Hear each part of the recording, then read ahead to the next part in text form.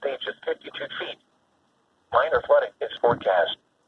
The river will rise above flood stage by Friday morning and continue to rise to near 53.5 feet by Saturday morning, then begin falling. At stages near 54.0 feet, water flooding spreads up the lower Little Miami River as far upstream as Newtown, with flooding worsening in California and in Anderson Township.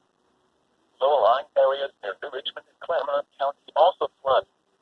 Flooding also worsens in the east end.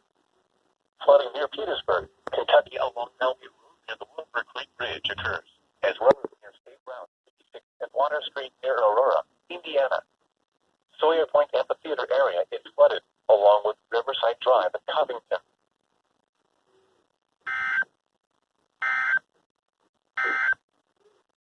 Here is a flood